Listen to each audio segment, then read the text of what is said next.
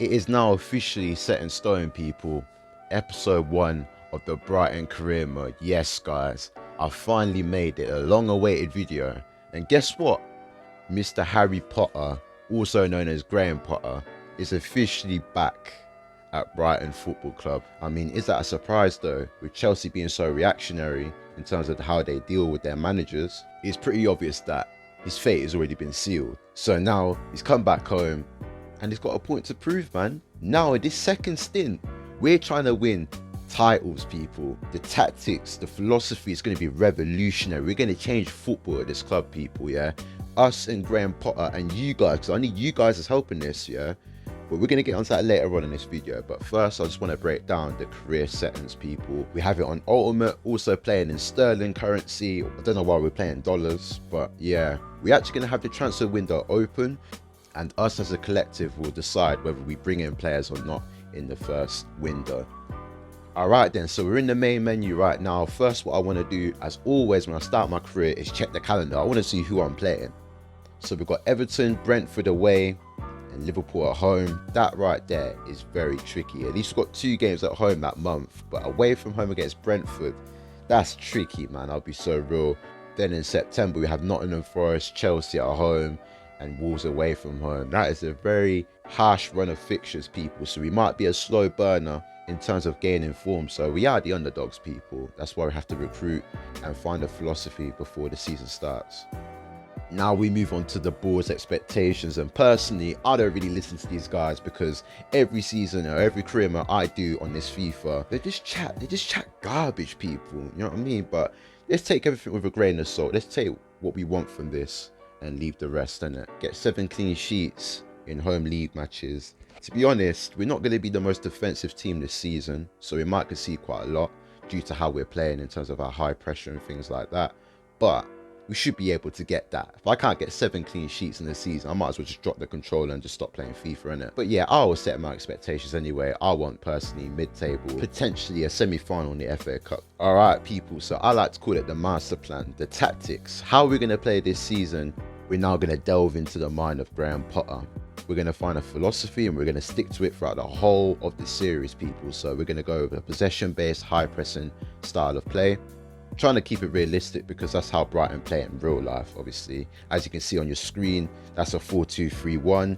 But in game, guys, you're going to see his formation fluctuate between different formations because it's going to be very fluid, just like how Potter plays in real life. Because I'm new here and obviously I don't know the players too well, you have to let me know who the young players are, the squad in general, and who needs to be playing and who's good, and just tell me, inform me, guys, yeah?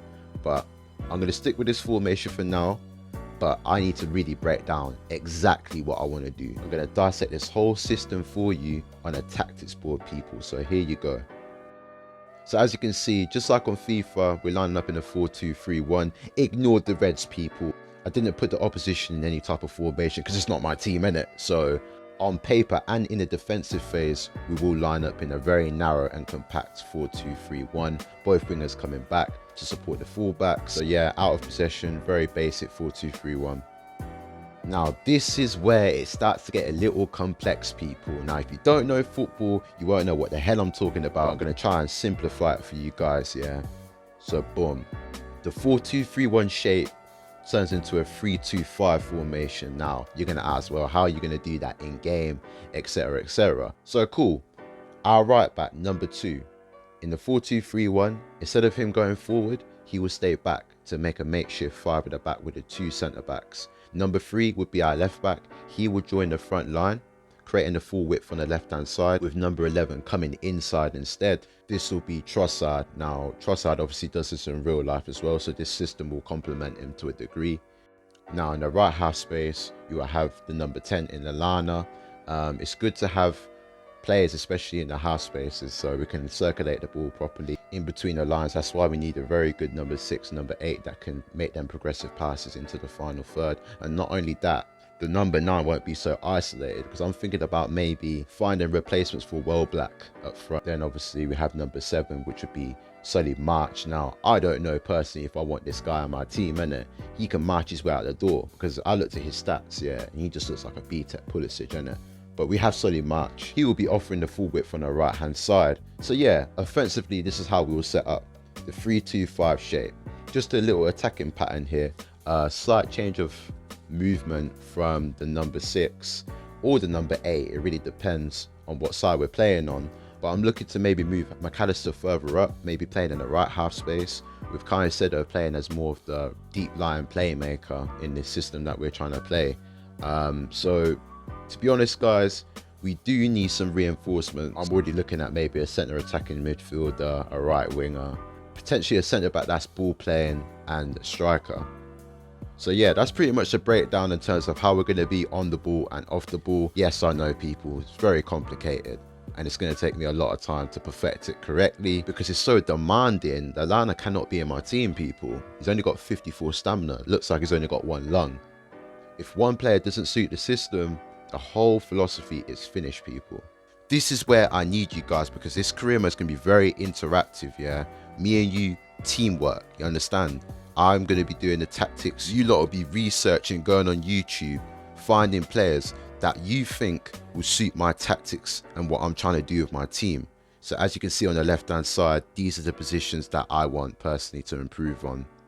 I won't elaborate too much on the striker position because we all know I want to replace Black, innit?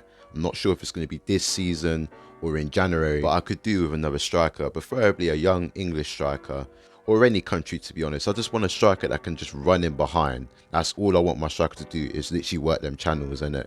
I need someone that's technically gifted on the right hand side, someone that's good with 1v1 duels, not anyone that has trampoline feet that can't take a touch. This guy needs to be very good technically in terms of crossing, being a good dribbler, etc, etc. So we do actually need a second choice goalkeeper alongside a centre back that can also play from the back, and also I like a right back that can play the inverted fullback role, so he has to have good technical stats.